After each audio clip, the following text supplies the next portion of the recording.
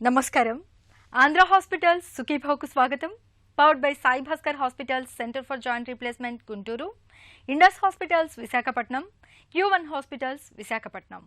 ఈరోజు సుఖీభావ్లో కాళ్లలో చిరచిర varicose veins, చలికాలం ఆరోగ్యం భద్రం, కంప్యూటర్తో కళ్లకు సమస్యల, బొల్లి మచ్చలకు ఆధునిక వైద్యం, ఇంకా హెల్త్ టిప్.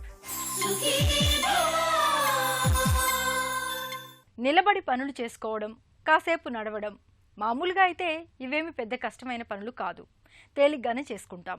కానీ కాళ్లలో సిరలు ఉబ్బి వెరికోజ్ వీన్స్ సమస్యగా మారినప్పుడు కాసేపు నిలబడడమే కష్టమైపోతుంది. ఇక కొద్ది దూరం నడవడం అంటే గగనమే. కాళ్ళు రెండు గుంజుతున్నట్లుగా, చిరచిరలాడుతున్నట్టుగా, అస్తమానం ఏదో అసౌకర్యంగా ఉంటుంది. కొన్ని సందర్భాల్లో పుండ్లు పడి మానకుండా వేధిస్తుంటాయి. కాళ్లలో తీవ్రమైన బాధల్ని తెచ్చిపెట్టే వెరికోజ్ వీన్స్ సమస్యకు అసలు కారణాలు, ఉబ్బిన సిరలకు మన ముందున్న పరిష్కార మార్గాల గురించి ఇప్పుడు తెలుసుకుందాం.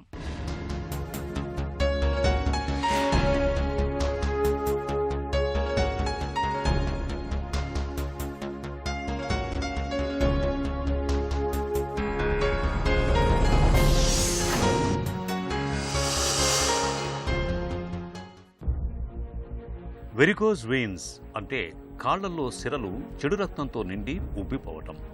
సిరలు ఎందుకు ఇలా ఉబ్బుతాయన్న విషయాన్ని అర్థం చేసుకోవటానికి మనం ఒక ఉదాహరణ చూద్దాం.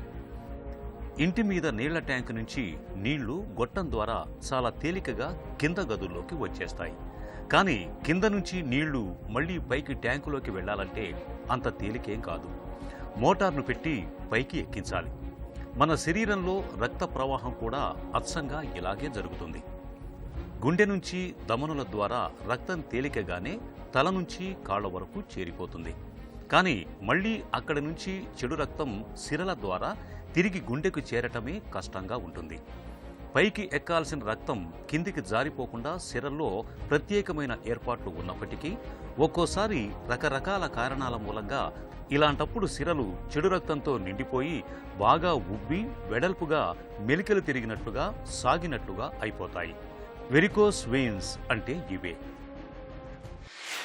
వెరికోజ్ వెయిన్స్ అంటే చెడు రక్తాన్ని తీసుకెళ్లే రక్తాలలో ఉన్న వాల్వ్స్ ఎఫెక్ట్ అవ్వడం వలన కాళ్ళ నుంచి బ్లూయిష్గా రక్తనాళాలు పొంగులు ఏర్పడడం వెరికోజ్ వెయిన్స్ అంటారు. బాగా లావు ఉండే వ్యక్తులకి వస్తుంది.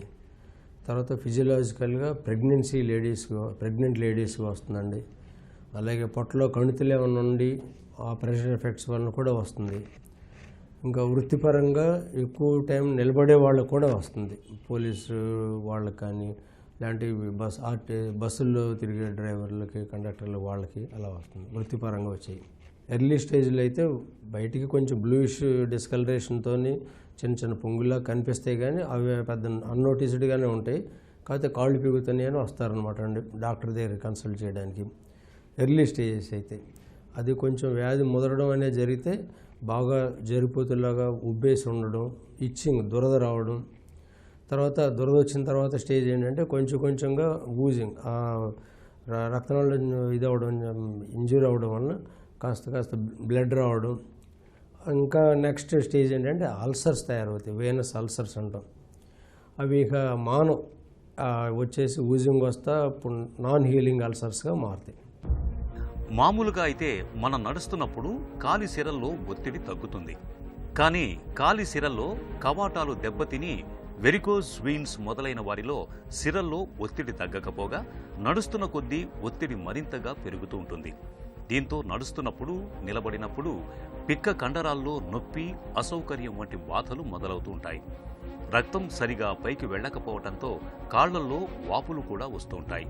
కొన్నిసార్లు ఒత్తిడి బాగా పెరిగిపోయి సూక్ష్మ రక్తనాళాల నుంచి రక్తం బయటకు వచ్చి చర్మం కింద నిల్వ ఉండిపోతుంది. దీంతో కాలి పిక్కలు, మడమ భాగాల్లో చర్మమంతా రంగు మారి నల్లగా అయిపోతుంటుంది. దురద తట్టుకోలేక గోకినప్పుడు అక్కడ పుండ్లు కూడా పడుతూ ఉంటాయి. అరుదుగా సూక్ష్మ రక్తనాళాలు పగిలి హఠాత్తుగా రక్తం బయటికి చిమ్మే అవకాశాలు కూడా ఉంటాయి. ఈ లక్షణాల తీవ్రత ఒక్కొక్కరిలో ఒక్కో రకంగా కనిపిస్తూ ఉంటుంది. పేషెంట్ సిమ్టమ్స్ని బట్టి ఒకటి, రెండోది క్లినికల్గా పేషెంట్ని ఎగ్జామిన్ చేయడం. ఫస్ట్ ఇవి కరెక్ట్గా తెలవాలంటే పేషెంట్ని నిల్చోబెట్టి ఎదర వెనక భాగంలో చెక్ చేస్తే బ్లూయిష్ డిస్కలరేషన్తో కనిపిస్తాయి. ఆ బల్జింగ్స్ అన్ని మార్క్ చేసుకొని మళ్ళీ పండుకోబెట్టి ట్రెండ్లెంబర్గ్ టెస్ట్ అంటాం, ఆ టెస్ట్ చేసి చూసుకొని లార్జ్ సెఫనస్ సిస్టమ్ ఇన్వాల్వ్ అయిందా, షార్ట్ సెఫనస్ సిస్టమ్ ఇన్వాల్వ్ అయిందనే తెలుసుకుంటాం. క్లినికల్ మెథడ్లో ఇంకా ఏంటంటే దాంట్లో ఇంటర్ కమ్యూనికేటింగ్ వీన్స్ కూడా ఇన్వాల్వ్ అయిన తెలుసుకునే టెస్ట్ కూడా ఉంటుంది, అలా కూడా తెలుసుకుంటాం. ఇవి క్లినికల్ ఎగ్జామినేషన్ అయితే. తర్వాత అల్ట్రాసౌండ్ వచ్చిన తర్వాత కలర్ డాప్లర్ స్టడీతోని మొత్తం క్షుణ్ణంగా పరీక్ష చేయవచ్చండి. Prevention is better than cure. Obesity తగ్గించుకోమని చెప్తాం వచ్చిన వాళ్ళందరికీ. రెండోది ఫిజియలాజికల్గా ప్రెగ్నెన్సీలు వచ్చాయి. యూజువల్గా ప్రెగ్నెన్సీ డెలివరీ అవ్వగానే చాలా భాగం నార్మల్సీగా వస్తారు. అలా రాని వాళ్ళకి ఈ ఎలాస్టిక్ స్టాకింగ్స్ అవి పెట్టేసి ట్రీట్మెంట్ ఇవ్వచ్చు. అలా కాకుండా ఫిజియలాజికల్ ఎక్సర్సైజుల ద్వారా కూడా కొంతవరకు తగ్గించవచ్చు. ఇవన్నీ ఒక రకం అయితే.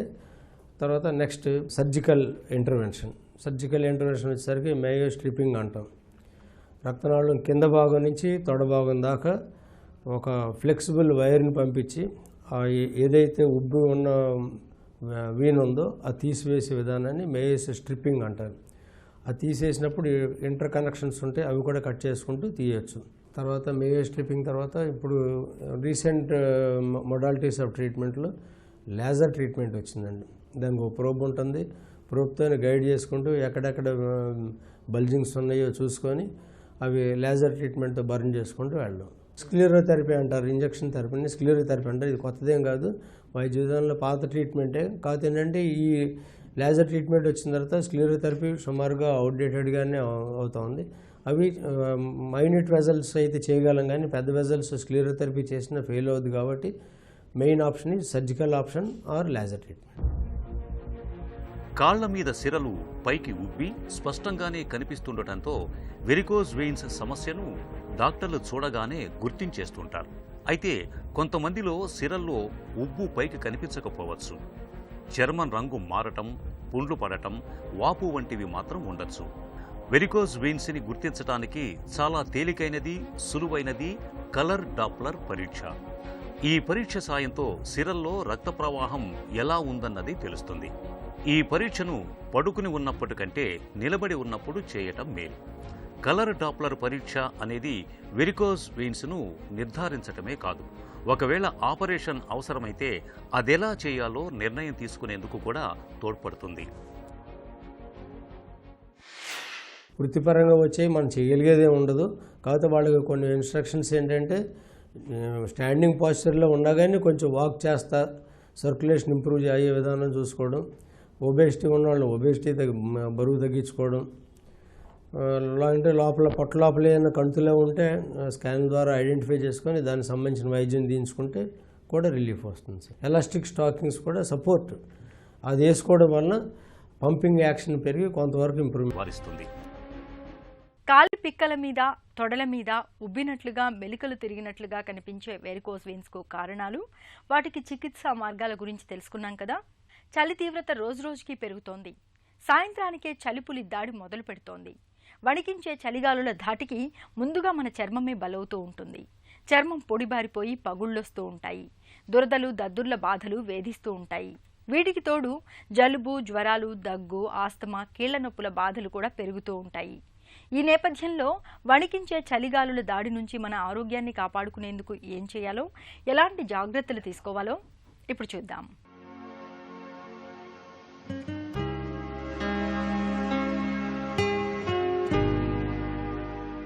చలికాలంలో వాతావరణంలో వచ్చిన మార్పులు మనందరినీ బాగా ఇబ్బంది పెడుతుంటాయి. తరచూ ఏదో ఒక అనారోగ్యం పలకరిస్తూ ఉంటుంది. చలికాలంలో ఆరోగ్యాన్ని భేషుగ్గా ఉంచుకునేందుకు జీవనశైలిలో ప్రత్యేకంగా జాగ్రత్తలు తీసుకోవలసి ఉంటుంది. శీతగాలికి చర్మం పొడారిపోయి పగుళ్లు వచ్చేసి దురదలు పెడుతుంటుంది.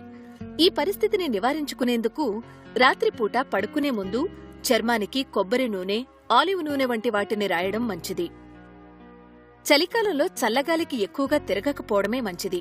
బయటకు వెళ్లాల్సి వచ్చినప్పుడు నిండుగా దుస్తులు ధరించడం, స్వెటర్ల వంటివి వేసుకోవాలి. చెవులకు మఫ్లర్లను ధరించాలి. ఇప్పటికే ఆస్తమాతో బాధపడుతున్నప్పుడు ఈ జాగ్రత్తలు మరీ అవసరం.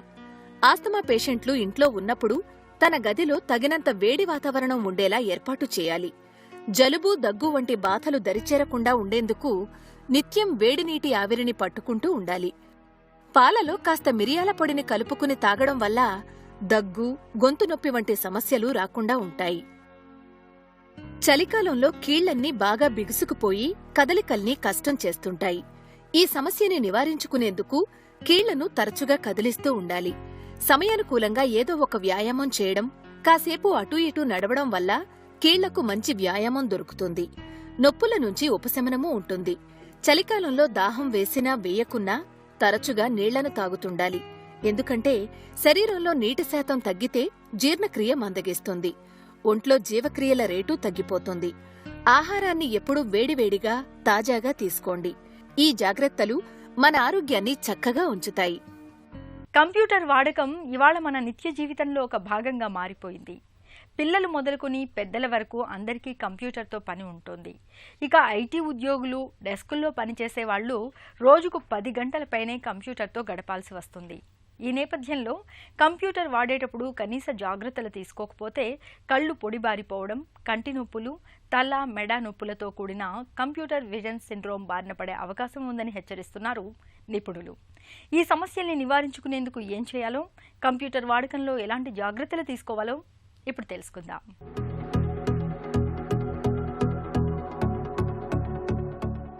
కంప్యూటర్ ముందు కూర్చుని పనిచేస్తున్నప్పుడు కళ్ళు త్వరగా అలసిపోకుండా, పొడిబారకుండా ఉండేందుకు తప్పనిసరిగా కొన్ని ప్రత్యేకమైన జాగ్రత్తలు తీసుకోవాలి. కంప్యూటర్ తెర మరీ ఎక్కువ కాంతిమంతంగానూ, మరీ చీకటిగానూ లేకుండా చూడటానికి సౌకర్యంగా ఉండేలా చూసుకోవాలి. కంప్యూటర్ మానిటర్ నుంచి వచ్చే కాంతి నేరుగా కళ్లపై పడకుండా నిరోధించడానికి యాంటీ గ్లేర్ స్క్రీన్ ఉపయోగపడుతుంది. దీన్ని మానిటర్కు అమర్చుకోవటం వలన కళ్లకు కొంత ఉపశమనం కలుగుతుంది. అలాగే కంప్యూటర్ తెర మధ్య భాగం కళ్లతో పోల్చినప్పుడు 4 నుంచి 6 అంగుళాలు కిందకు ఉండాలి. దీనివల్ల కంటి రెప్పలు కళ్లను కొంతవరకు కప్పి ఉంచుతాయి. దీంతో కళ్ళు ఎండిపోవటానికి అవకాశం ఉండదు. అదేవిధంగా కంటికి స్క్రీన్కు మధ్య దూరం 55 నుంచి 75 సెంటీమీటర్ల వరకు ఉండాలి. తెరపై రంగుల్ని కూడా మన కళ్లకు అనువుగా ఉండేలా సర్దుబాటు చేసుకోవాలి. కంప్యూటర్ ఉన్న ప్రాంతంలో వాతావరణం చక్కగా ఉండేటట్లు చూడాలి. కుర్చీ సౌకర్యంగా ఉండేలా చూసుకోవాలి. కీబోర్డ్, మౌస్ను సులువుగా ఉపయోగించే విధంగా, అదేవిధంగా మన చేతుల కంటే కింద ఉండే విధంగా అమర్చుకోవాలి. ఈ జాగ్రత్తలు తీసుకోవటం ద్వారా కంప్యూటర్తో మన కళ్లకు సమస్యలు బాగా తగ్గుతాయి. గంటల తరబడి కంప్యూటర్పై పనిచేయాల్సి వస్తున్నప్పుడు కళ్ల సంరక్షణ కోసం ఏం చేయాలో, ఎలాంటి జాగ్రత్తలు తీసుకోవాలో, తల, మెడ నొప్పుల్ని ఎలా నివారించుకోవాలో తెలుసుకున్నాం కదా. మన ఒంటిపై ఎక్కడ ఏ చిన్న తెలుపు మచ్చ కనిపించినా మానసికంగా కుంగిపోతాం. లేని ఆత్మన్యూనతను తెచ్చిపెట్టుకుంటాం. చూడ్డానికి తెల్లగా కనిపించడం తప్ప బొల్లి మచ్చలతో ఎలాంటి ఇబ్బంది ఉండదు. అయినా తెలుపు మచ్చలంటే మనందరికీ ఏదో తెలియని అయిష్టత. బొల్లి మచ్చలు రావడానికి ఖచ్చితమైన కారణాలు తెలియకపోయినా ఈ మచ్చల్ని మాయం చేయడానికి మాత్రం ఇవాళ పూత మందులు మొదలుకుని లేజర్ చికిత్సల వరకు అనేక మార్గాలున్నాయి. బొల్లి మచ్చలకు ఆధునిక వైద్యంలో లభించే చికిత్సల గురించి డాక్టర్ని అడిగి ఇప్పుడు తెలుసుకుందాం.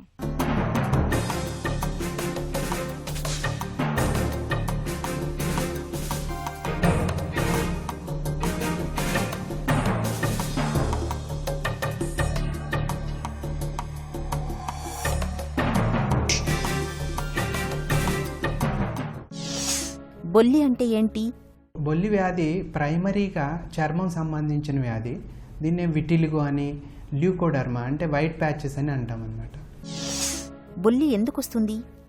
ఇది బేసిక్గా కారణం ఏంటి అంటే ఇమ్యూనలాజికల్ డిసీజ్. ఇది అంటే మన బ్లడ్లో ఇమ్యూనలాజికల్ చేంజెస్ అవటం వల్ల వచ్చే వ్యాధి. బొల్లి వ్యాధి కానివ్వండి, జాయింట్ పెయిన్స్ రిలేటెడ్ కానివ్వండి, నెక్స్ట్ జీరోడర్మా పిగ్మెంటోజా అని, నెక్స్ట్ హెయిర్ లాస్ రిలేటెడ్వి, ఇట్లాంటివి ఇమ్యూనలాజికల్ ప్రాబ్లమ్స్. బొల్లికి సంప్రదాయ చికిత్స ఎలా ఉంటుంది?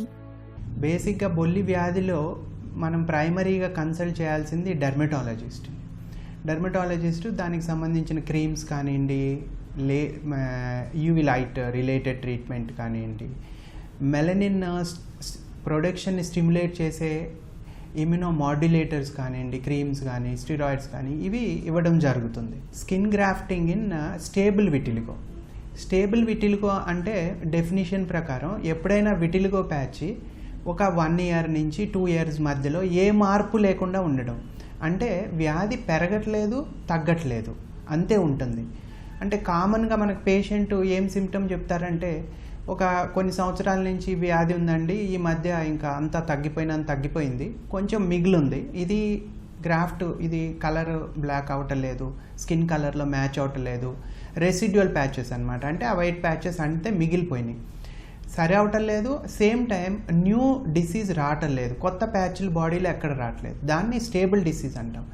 స్టేబుల్ డిసీజ్కి ప్లాస్టిక్ సర్జరీ అవసరం అవుతుంది. ప్లాస్టిక్ సర్జరీ ఏ ఫామ్లో చేస్తామో ఒక 3-4 పద్ధతులు ఉన్నాయి. స్టాండర్డ్ ఫామ్ ఏంటంటే skin grafting, thin skin graft. అంటే మనం ఆ ఏరియాని రబ్ చేసి స్కిన్ గ్రాఫ్ట్ అంటించేస్తాం. అంటే స్కిన్ గ్రాఫ్ట్ వేరే దగ్గర నుంచి స్కిన్ తీసి వాళ్ళదే థై నుంచి కానీ లెగ్ నుంచి కానీ తీసి అంటించి మనం రిపేర్ చేయటం వల్ల అది పాతకాలం పద్ధతి. దానిలో ఉన్న డిసడ్వాంటేజ్లు ఏంది, ప్యాచ్గా కనపడతా ఉంటుంది ఒకటి, ఎంత జాగ్రత్తగా మనం చేసినా కూడా. ఇంకొకటి మార్జిన్ కనపడతా ఉంటుంది, ప్లస్ ఎగ్జాక్ట్గా స్కిన్ కలర్లో మ్యాచ్ అవ్వదు, కలర్లో చేంజెస్ వేరియేషన్ ఉంటాయి. అంటే కొంచెం డార్కిష్ అయ్యే అవకాశం ఉంటుంది, కొంచెం ఎడ్జ్లో లాస్ అయ్యే అవకాశం, ఇట్లాంటి ప్రాబ్లం. తర్వాత వచ్చిన పద్ధతులు ఏంటంటే స్మాల్ పంచ్ గ్రాఫ్ట్స్. అంటే ఇదే పంచ్ గ్రాఫ్ట్, స్కిన్ గ్రాఫ్ట్ ఒకటే, చిన్న స్కిన్ గ్రాఫ్ట్ని పంచ్ గ్రాఫ్ట్ అంటారు. దాంతోపాటు ఇంకొకటి బ్లిస్టర్ గ్రాఫ్టింగ్. బ్లిస్టర్ గ్రాఫ్టింగ్ అంటే బొబ్బ రూపంలో స్కిన్ని ఉబ్బించి ఆ లేయర్ని, పల్చటి లేయర్ని తీసి మనం అక్కడ బొల్లి వచ్చిన మచ్చ ప్రదేశంలో వేయటం, బ్లిస్టర్ గ్రాఫ్టింగ్. అది ఒక అడ్వాన్స్డ్ ట్రీట్మెంట్. బొల్లికి కొత్తగా వచ్చిన చికిత్స ఏంటి?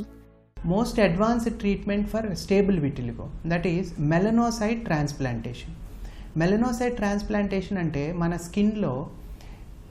స్కిన్ కలర్ కారణమైన సెల్స్ ఎవరు, మెలనోసైట్స్. అవి స్కిన్ ఎపిడర్మిస్, డర్మిస్ లేయర్స్ మధ్యలో ఉంటాయి. Melanocytes produces melanin.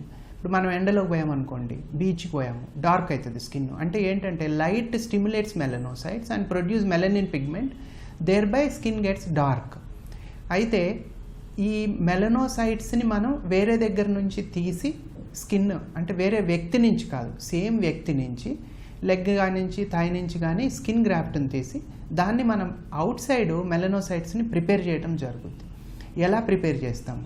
First step ఏంటంటే స్కిన్ హార్వెస్ట్ చేయటం గ్రాఫ్ట్ రూపంలో. దాని తర్వాత ట్రిప్సినైజ్ చేస్తాం. ట్రిప్సిన్ అనేది ఒక ఎంజైమ్, నార్మల్గా మన ఇంటెస్టైన్లో ఉండే ఎంజైమ్. అది కొలాజన్, స్కిన్లో ఉన్న కొలాజన్ లేయర్ని మెటబలైజ్ చేసేసి డైజెస్ట్ చేసుకుని మెలనోసైట్స్ మిగులుతాయి అన్నమాట దానిలో నుంచి. ఇట్లా వచ్చిన మన మెలనోసైట్స్ని మనం ఇంక్యుబేటర్లో పెట్టి 45 minutes 1 hour, తర్వాత దాన్ని సెంట్రిఫ్యూజ్ చేసి 5 to 10 minutes ఈ ప్రిపరేషన్ని రా ఏరియా తయారు చేస్తాం. ఎక్కడ వైట్ ప్యాచ్ ఉందో దాన్ని రా ఏరియా తయారు చేసి దాని పేస్ట్ లాగా మనం జస్ట్ అంటిస్తే సరిపోతుంది. ఏంటి దీనివల్ల లాభాలు ఏంటి? ఈ ప్రొసీజర్ ఎందుకు చేస్తాం? ఫస్ట్, ఇది అవుట్ పేషెంట్ ప్రొసీజర్, వచ్చి చేయించుకొని వెళ్ళిపోవచ్చు. జనరల్ ఎనెస్థీషియా ఇచ్చి బాడీ మొత్తం హాస్పిటల్లో ఉండి చేసుకోవాల్సినంత ప్రొసీజర్ కాదు. పెద్ద మచ్చలు అయితే 2-3 సార్లుగా చేసుకోవడం జరుగుతుంది. Advantages: colour match, skin surrounding skin తోటి ఎగ్జాక్ట్ కలర్ మ్యాచ్ అవుతుంది, న్యాచురల్గా ఓరియంట్ అవుతుంది, ప్యాచ్ లాగా కనపడదు. మెయిన్ అడ్వాంటేజెస్ ఈ 3 అన్నమాట. Best colour match with the surrounding skin, అప్పుడు మచ్చలాగా కనపడకుండా ఉంటుంది. వేరే ఏదే స్కిన్ గ్రాఫ్ట్ వేస్తే ప్యాచ్ లాగా కనపడుతుంది, ఇది మామూలుగా కనపడుతుంది. కలర్ మ్యాచ్ మ్యాక్సిమం రావడం, టైంతో పాటు ఇంకా బెటర్ అవుతుంది. ఫలితం ఎన్ని రోజులకు వస్తుంది? ఇప్పుడు మనం ఈ ట్రీట్మెంట్ మెలనోసైట్ ట్రాన్స్ప్లాంట్ చేసిన తర్వాత ఎన్ని రోజులకి? ఇక్కడ మనం మెలనోసైట్స్ మెలనిన్ ప్రొడ్యూస్ చేయాలి కాబట్టి ఎర్లీ రిజల్ట్స్ 3 నుంచి 4 weeksకి మొదలవుతాయి. Final results 8 to 12 weeks. ఒక 3 months తర్వాత ఇంకొత్తగా వచ్చేది పోయేది ఏమీ ఉండదు. మరలా ఇంకొక స్టేజ్ చేయాలన్నా, అంటకపోతే మరలా కొన్ని చేయాల్సి వచ్చినా కూడా 3 months తర్వాత we can do another procedure. కానీ మెలనోసైట్ ట్రాన్స్ప్లాంటేషన్ అనేది ప్రెజెంట్గా it's a promising treatment for leukoderma stable patches. ఆధునిక వైద్యంలో ఇవాళ బొల్లి మచ్చలకు చక్కటి చికిత్సలున్నాయి. మనకు కావాల్సిందల్లా వాటిపై అవగాహన మాత్రమే.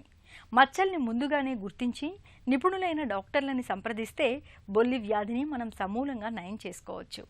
ఇక ఈరోజు కార్యక్రమాన్ని ముగించే ముందు ఆంధ్ర హాస్పిటల్స్ సమర్పించే ఒక చిన్న చిట్కా మీకోసం.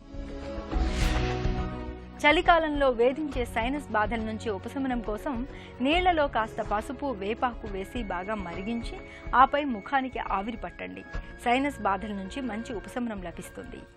సుఖీభవ కార్యక్రమానికి సంబంధించి మీ విలువైన సూచనలు, సలహాల్ని వెంటనే మాకు రాయండి. మా చిరునామా Sukhibhava, ETV, Ramoji film city, Hyderabad 501512 లేదా sukhibhava@etv.co.in కు